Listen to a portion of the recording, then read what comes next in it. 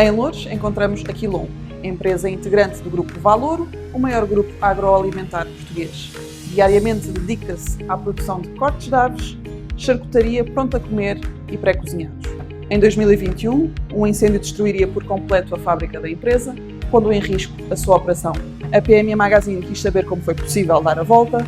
Saiba tudo na entrevista com Mariana Santos, diretora-geral da Quilon.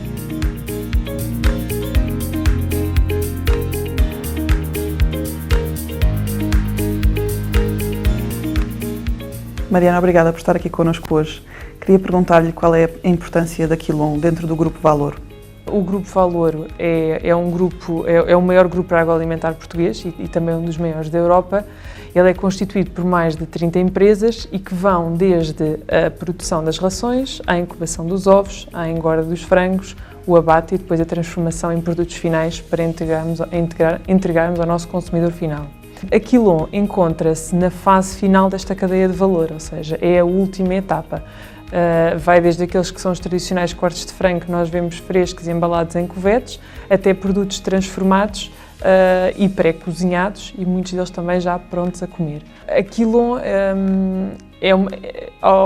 entrou para o grupo em 91, portanto foi uma empresa que foi adquirida após aqui a crise dos anos 80 que atravessou o nosso país e foi logo desde o início uma das empresas que se tornou mais importante dentro do grupo, porque começou a ter uma importância muito grande para as cadeias de abastecimento, nomeadamente moderna distribuição. Foi sempre aquela com que mais me identifiquei, para além também de ter o meu pai a trabalhar desde o início nesta empresa.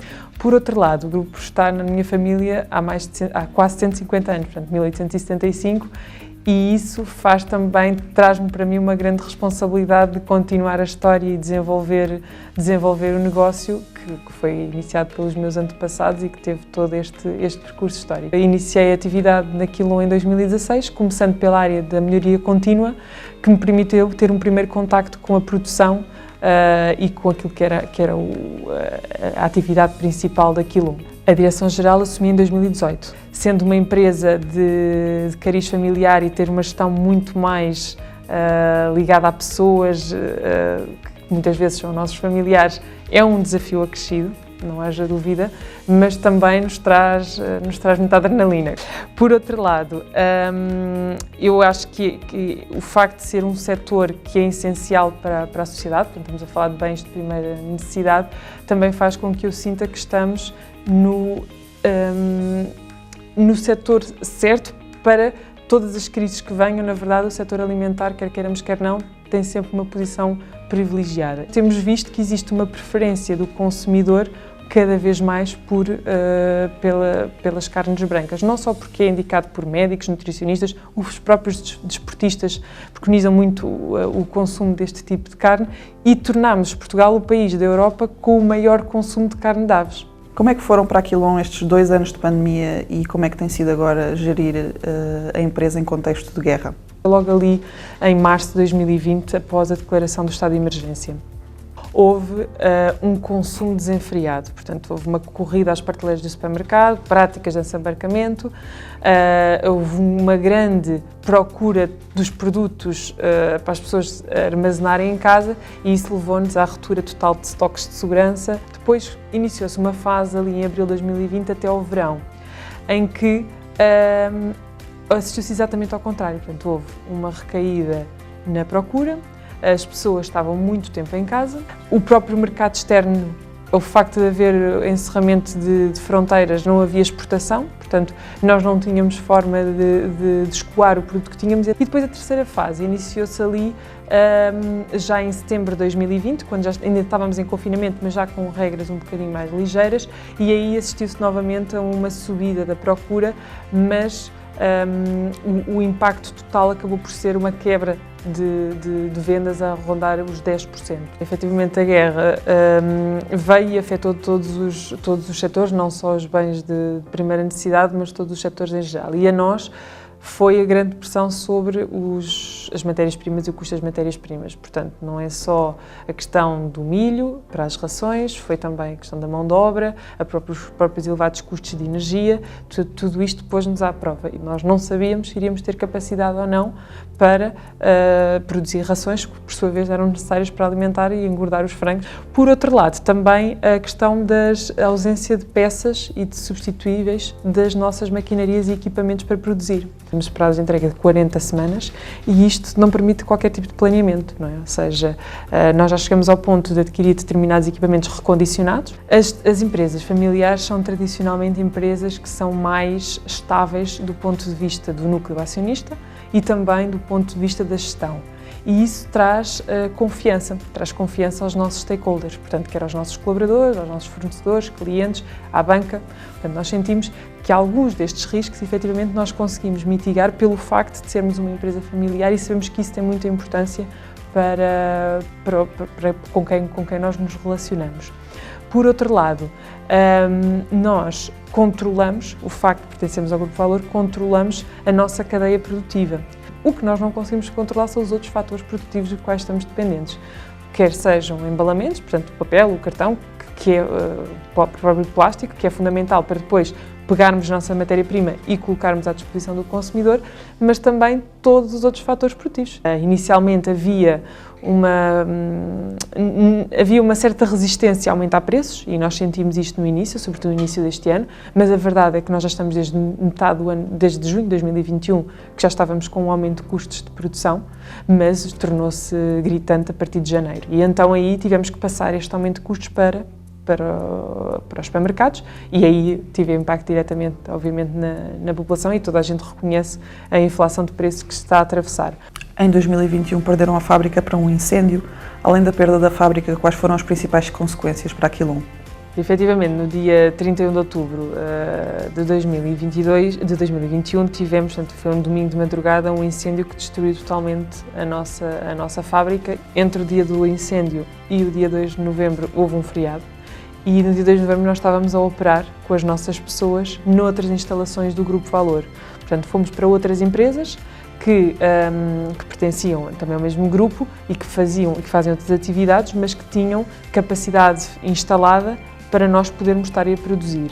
E transportamos diariamente as nossas pessoas para essas instalações, noutros horários em que essas empresas não estejam a funcionar, e então iniciámos aí a nossa produção.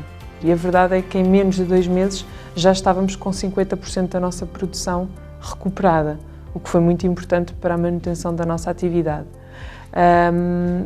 O que nós sentimos é que tivemos que nos focar em aumentar volumes naquele tipo de produtos que podíamos continuar a produzir, em detrimento do que perdemos, e hoje em dia estamos com cerca de 75% da nossa produção. A nossa intenção é de aumentarmos a capacidade produtiva que tínhamos aqui, portanto, embora o espaço vá ser o mesmo, aumentarmos a nossa capacidade produtiva e mantermos os postos de trabalho que tínhamos. E, por outro lado, também sentimos que, embora estejamos num contexto económico de crise, prevemos que consigamos crescer 3 a 4% ao ano, o que também é muito importante para ir dando evolução à fábrica que aí vem. Agora, estamos a deparar-nos com a falta de materiais de construção. A nossa ideia é, dentro de um ano, termos a fábrica feita e estarmos aqui a operar. O investimento ainda não está fechado, mas rondará cerca de 20 milhões de euros. A relação com os nossos fornecedores é uma relação histórica e essa relação fez que, por exemplo, quando aconteceu esta situação do incêndio, nós tivemos que iniciar a produção o quanto antes e tivemos muitos dos nossos fornecedores de equipamentos a desviarem equipamentos que estavam prontos para entregar a outros clientes, a desviá-los para a Quilon, porque percebiam a importância de fazer quanto mais produto, melhor. Na sua opinião, as PME portuguesas estão consciencializadas dos riscos a que estão sujeitas? Os empresários têm noção dos riscos a que estão expostos, mas por outro lado também acho que aquilo que a nível político se está a fazer não está a aliviar as empresas, que era o objetivo. Portanto, a nível dos últimos 3 anos, nós sentimos que todos os meses há um esforço enorme de tesouraria para manter as coisas equilibradas, e aquilo que deveria ser a ajuda a ser feita pela parte das medidas políticas não está a ocorrer. E por isso eu acho que os empresários em geral sabem em que contexto macroeconómico estão inseridos, e portanto toda a gente tem que estar com uma ideia que é, na verdade, termos produções sustentáveis a nível ambiental e tudo mais, para mitigar todos os riscos que afetem a atividade diretamente das empresas. Se eu tenho um baixo poder de compra, as pessoas consomem menos, eu produzo menos, e portanto isto faz com que os empresários tenham que, na verdade, estar atentos a estes fatores hoje em dia, económicos fundamentais, mas que nós estamos no início de uma crise, e isso não nos podemos esquecer que vamos passar uns longos anos a ter que sustentar as empresas com aquilo que é o dia-a-dia. Mas de todos os fatores, acho que fundamentalmente os económicos são os que pesam mais hoje em dia. E estas noções de qualidade, do bom produto, do que é uma boa seleção, está nas nossas pessoas, e por isso nós também temos aqui pessoas com 20, 30 anos de casa, e isso é fundamental, nós mantermos e formarmos estas pessoas. Por outro lado, acho que é muito importante ambicionarmos fazer sempre mais e melhor, e só assim é que nós podemos continuar deliciosamente diferentes, como diz o nosso slogan.